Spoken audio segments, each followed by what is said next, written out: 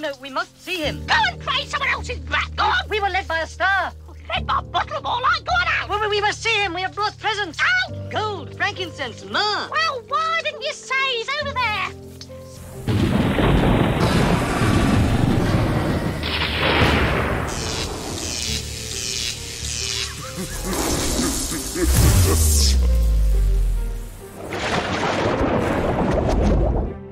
Dr. Dell C. Allison Jr., thank you once again for giving me this opportunity in your home. Nice big home. Matthew. Matthew is an interesting gospel. I think I need to read more. I need to learn more because I don't know if I quite understand what's going on in this book. I talked to Dennis and Dr. McDonald, my buddy Dennis, and he's like, Derek, no, it's very friendly to Gentiles. And I'm like, but it sounds very Jewish only. And I say only. Notice I use the term there. Because in Matthew 10, there's this clear spot, and I know some people who kind of lift this passage to use it for their own interpretations of things. Do not go in the way of the Gentiles. Do not enter any city of the Samaritans. Rather go only to the lost sheep of the house of Israel. And then in Matthew 15, I came only for the lost sheep of the house of Israel. This makes me I have a lot of questions now. Like, it really raises some red flags. Like, did Jesus come to die for the nation of Israel only? Did he? And then it gets kind of made into something bigger? I mean, what? So I'm not sure where you're going here, and there are two questions to ask. One would be about Jesus, and one would be about Matthew. The one about Matthew is much easier in my judgment. So, as I may have said in an earlier spot here, there are pro-Gentile indications in Matthew. Again, the text starts with a genealogy, and it has 4 women, and one of the things they have in common, and I think the most important thing they have in common, is that they are Gentiles, they are outsiders. And Matthew is doing that for some interesting reason. And then the first good guys, apart from Joseph, are the Magi, and they are clearly, I would say, not Jewish. I think that if you want to make sense of Matthew, maybe you don't. Maybe you just want to say that he was more of a collector than we think, and he's collecting traditions that contradict each other.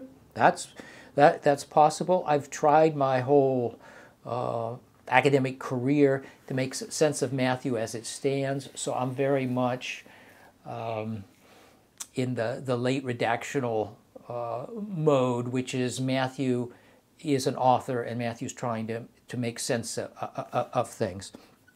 But maybe the verses you cited from 10 and 15, maybe they don't exactly fit Matthew's theology and he's just preserving them. Ulrich Lutz in his commentary on, so Matthew Lutz in his commentary on Matthew looks at 7:6, don't give to dogs what is holy, don't throw pearls before swine. He says it has no meaning in its present context. I don't get it at all. It's just stuck there. And he just says it's just a fragment of something that Matthew knew, and he put it there because Jesus said it, but Matthew didn't have any idea what it meant, right? Right. I think, there are, if you look through the Pentateuch, for example, there are some really artificial compilations. It looks like somebody just said, I'm going to stick this paragraph in there, right? Right. I'm going to put these things together whether they fit or harmonize or not. Now, I don't think that's what Matthew is, but it's possible. But it ends with this great climactic scene where Jesus says, the point is go to the nations, all the nations. And how do you conclude with that and think this is a narrow-minded Jewish Christian text? I don't think so. So the usual answer, the usual redaction critical answer, is that Matthew thought of Jesus's ministry, his pre-Easter ministry, as for the people of Israel, and it was only afterwards that it goes to the Gentiles. Not too far from the book of Acts, where you have Israel, then you have Samaria, and then you have the Gentiles. So he has a sort of historical perspective here. He remembers Jesus was a Jew who ministered in Israel, had next to nothing to do with Gentiles, and may even have Matthew may even harbor special ideas about the Jewish covenant and how important it was and so on. Right. But at the end, Jesus is saying, okay, now we're done. Now there's been a debate. We're done with this exclusivism, but there's a debate been going on now for I don't know, three decades or more about the ending of Matthew. So when Matthew says, go into all the world, pantata ethne, does he mean go to the Gentiles exclusively? The time for Israel is over, or does the panta include Israel, so it's just universal? Of course, Israel's still here, and we have the Gentiles. I've been on the side of universalism, but of course I would like that to be the case. I don't want Matthew to be turning his back on Judaism. So you're saying though it's possible, though, the other interpretation's possible? Well, it's possible, yeah, of course. I mean, especially sensible people, some that I know, have made this argument that Matthew ultimately is anti-Jewish because he sees the mission as exclusively for Gentiles, and it's like Israel has lost its chance. Now, during the time when the camera was off, you were asking me a little bit about replacement theology. That's very, very difficult. I think you can find replacement theology in Matthew if you want to. It's not that difficult. I wish it were more difficult. But it does look to me like chapter 16, where Jesus founds the church on Peter. It does look like he is in response to rejection. He is founding an alternative community. Now, you could argue that it's an alternative group within Israel if you want. But it does look to me like Jesus has come, he's said things, he's done things, he's sent out his disciples, and the response has been very mixed, and in fact it's been mostly negative because he starts talking about this generation, right? So it looks like the Messiah has shown up, and there have been multiple responses, most of them negative, and so that's when you get this language of the church. And by the way, the only two places in the Gospels where you get ecclesia, church, is in Matthew 16 and 18, right? And so it does feel like something is happening here, right? And if you want to think of replacement theology, you can. I did my best when writing my commentary not to find it, right? I argued at points that Jesus is making generalizations, or Matthew's Jesus generalizations about the Jewish leaders at points, not all Jews, and so on. But it's a very difficult question in our time and place. Supersessionism is a cuss word now, right? It is terrible. To be a supersessionist is to be evil, and so yeah. So Matthew's hard to read here, or maybe it's just I'm reluctant to see what's there. Yeah, I respect that, and I understand what that's like, especially when you have written so much on it. It's like you really love that gospel. And one of the things I noticed, even when I interviewed Matthew Thiessen, he wrote a book, Paul and the Gentile Problem, and he did an interview at I think it was Harvard or something, on dogs and being Gentiles. And is this an ugly fossil, right? Like here you have definitely the Phoenician woman, dogs, right? We know the analogy there. But he also argues that in Philippians, I wrestled against wild dogs. And that at Ephesus, he thinks are Gentiles. And not just any Gentiles. He's saying that they're probably Judaizing Gentiles, that are Judaizers or something like that, he argues. But long story short, it makes me wonder with some of these things. I'll give you an example. As much as we date John late, I don't know why. And this is just me not purposely trying to do this, I keep seeing stuff that sounds really early in John, or it sounds like it would be. Like, it's better that one man dies for the nation than all Israel to die. And it makes me, or all Israel to be defeated by the Romans and stuff. And it sounds like the sacrifice of Jesus is limited. And I don't mean it in a Calvinistic term. I mean it like it's for the nation. It's for the people of Israel. Oh, I see. But I also see universal. And I'm like...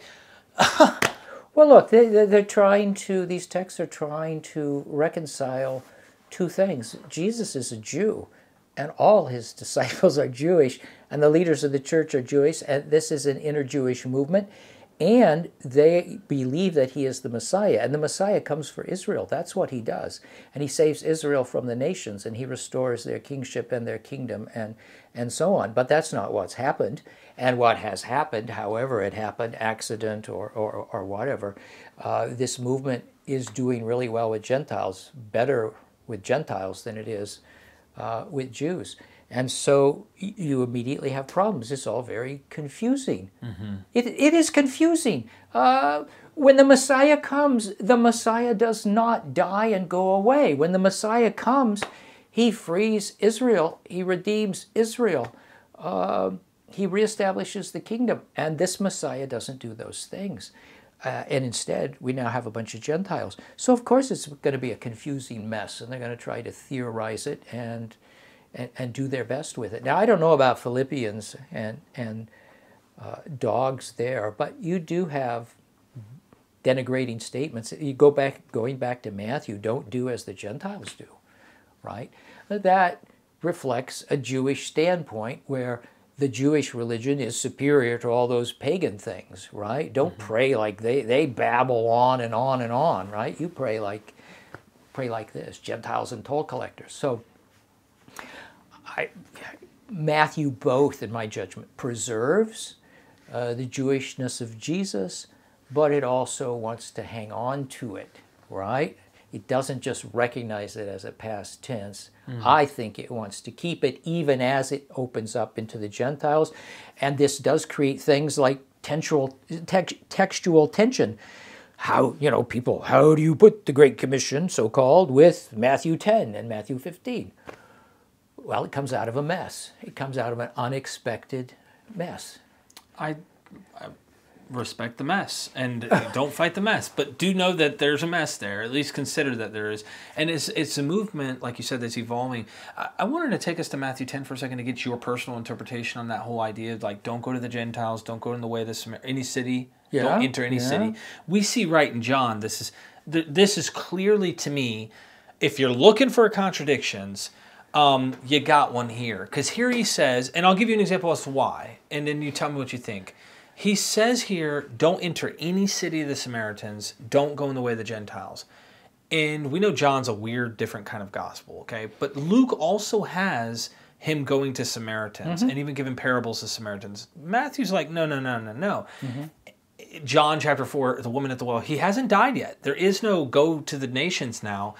All of that's restricted for post-Easter in Matthew, but here it's pre-Easter and he's doing these things. Wouldn't you agree that... I agree, but see, that's not the sort of thing I even think about. So I get contradictions between Matthew and John, I just don't think about it. I just think, here's what Matthew thinks, here's what John thinks, here's what's in Matthew, here's what's in John. And if you want to worry about how they fit together, you can worry about it. I'm just interested in the different profiles and in the history, in the history behind the text. Yeah. You're still asking a sort of...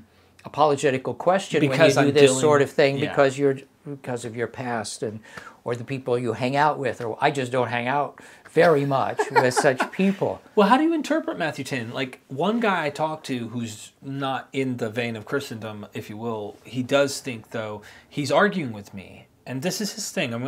I am opening up a can of worms of ideas here for you, because this will be foreign to probably what you're used to hearing. There's an argument that the ethne, the Gentiles in the New Testament, according to some people I've bumped into, I hate opening this up, but it's something I'd love to get your thoughts on. They think they're apostate Jews or apostate Israelites, and they see the prophecies of the lost tribes of Israel in the Hebrew Bible and the Septuagint as something that must take place in the latter days, and therefore they say, that's got to happen. It kind of taps into Jason Staples. We haven't gone there yet. I'd love to get your thoughts on that in maybe a different episode. But I know this is a mouthful, but here's what he interprets. He says, Matthew 10, Jesus says in Matthew 4 to remain in Galilee.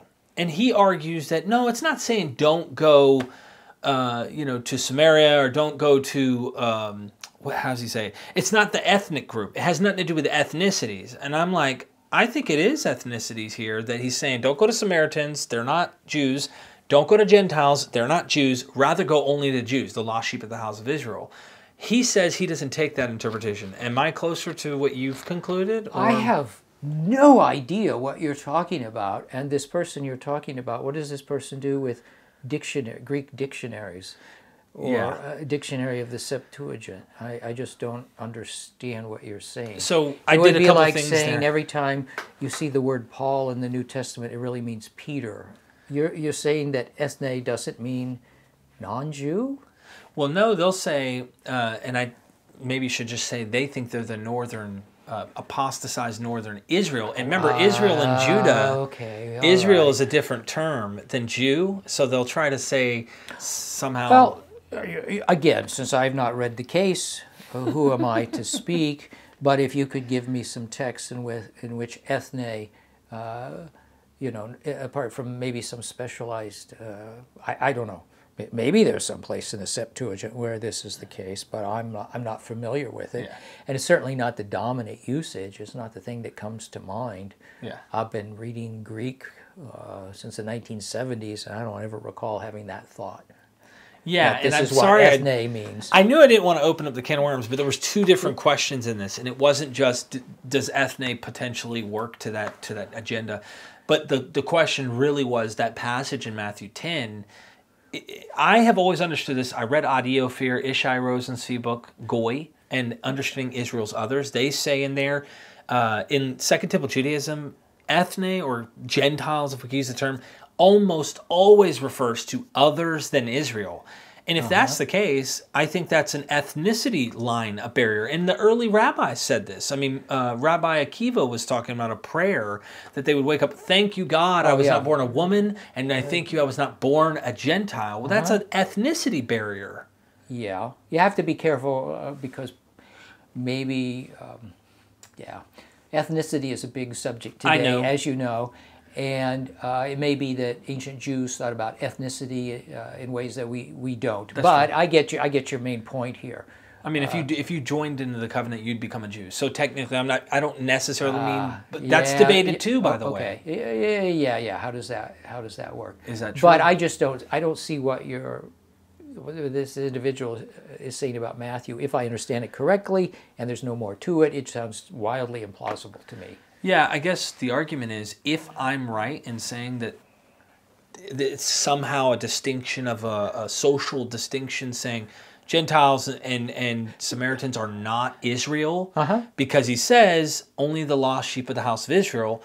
Well, the house of Israel cannot be Gentiles or Samaritans. That's how I've understood this. Yeah, and if that's the case, it works against his thesis on arguing that Gentiles somehow are the lost house of Israel. Yeah, that's just really strange to me. I don't know what to make of that in a first century context. Yeah, definitely. The lost tribes of Israel aren't Gentiles in the first century.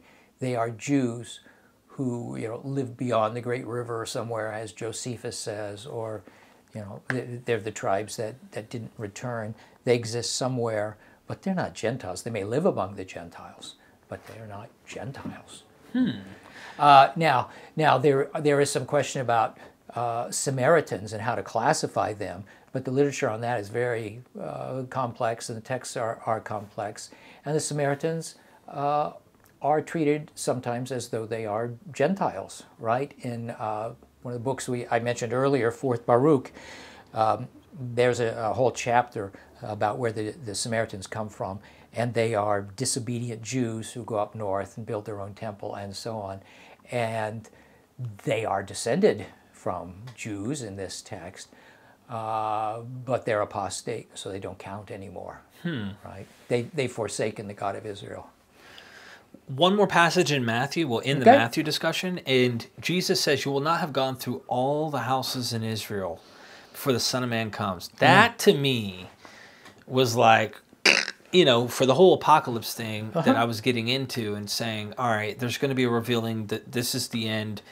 And he's saying, you will not have even made it through all the houses. Sounds like a fossil to me, or an early potential. Okay, so I don't know how much Albert Schweitzer you have read, but this is a key text for Albert Schweitzer. So he knows that Matthew isn't straightforward history, but there are parts of Matthew that he reads as history, and he reads Matthew 10 as history. And part of the reason is he can't imagine an early Christian making something like this up, because Jesus sent the disciples out, they obviously returned, and the Son of Man hasn't come. So he viewed it as a historical text, or in your terms, a real fossil, right? And so it's key to his reconstruction of Jesus. Jesus actually had this expectation of an imminent kingdom, and he sent out the disciples, and it didn't come. So then he has to sort of rethink things, and he's now got a second strategy. So he can work two stages of the ministry out of this one verse. Now the truth is that there has been a ton of literature written on 1023, and at the end of the day, it looks to me like a fossil. I actually, not many people think this, but I actually think it may well have stood in the Q missionary discourse. Ooh. And it's obvious to me why Luke would subtract this if it were there. Just as maybe Matthew 10, 5, and 6 about don't go to the Gentiles, that might have been in Q, and Luke's not going to do that. He's just not going to do that. Actually, if you look at Matthew 5 and Luke 6, where Jesus in Matthew says, don't be like the Gentiles, right? Luke has sinners. He doesn't go that way. Anyway, I have trouble thinking that 1023 is a pure post-Easter creation, and I still wonder about Schweitzer's thesis at this point. I don't have, apart from Schweitzer's possibility, I don't have anything that's really attracted my mind, and I thought, yeah, that's the best explanation for this. I can't imagine it's Matthean redaction. It really is difficult. It's really hard. It may be something a bit like 7:6, according to Lutz. It's a saying that was attributed to Jesus, and Matthew's kind of like a rabbi, so he preserves the things in the tradition, even if he's not sure what to do with them, or even if they're embarrassing. But it's also possible to think this. It's possible that if you read the ending, pantata ethne, to mean not go to the Gentiles, but go to everywhere, and that includes the Jews, that 1023 could have been understood by Matthew or early readers of Matthew to mean that the Jewish mission is still ongoing. That is, it will go on until the Son of Man returns. You see what I'm saying here?